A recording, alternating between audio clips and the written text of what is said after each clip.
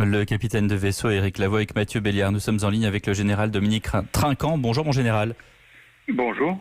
Ancien chef de la mission militaire auprès de l'ONU, vous avez occupé différents postes dans des états-majors. Le commandant Lavaux le dit clairement, si les faits de rassemblement entre les marins sont avérés, et ils sont avérés puisqu'on a entendu le témoignage de cette femme de marin, alors, je cite, ils sont en contradiction et en contravention avec les ordres du commandant du porte-avions. C'est donc grave ce qui s'est passé. Oui, c'est grave ce qui s'est passé. Il faut se souvenir que la chronologie, l'escale était entre le 13 et le 16 mars. Le confinement a été déclaré en France le 17, donc ça se passait juste avant.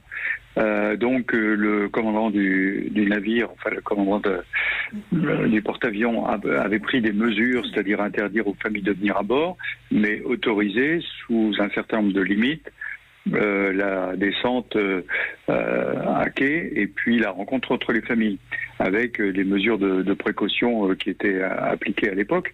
Donc si elles n'ont pas été appliquées, effectivement, c'est grave. Et c'est d'autant plus grave que, si vous voulez, on ne parle pas de citoyens normaux, on parle de marins, de militaires. Oui, Qui ce sont des soldats. L'importance de leur mission. Oui, exactement. Ce sont des soldats qui connaissent l'importance de leur mission.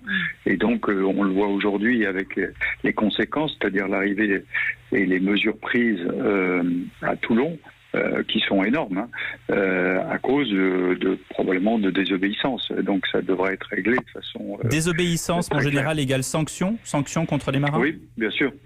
Ça se passe comment, pour ceux qui ne connaissent pas? D'abord, il faut bien sûr identifier ceux qui ont contrevenu aux ordres.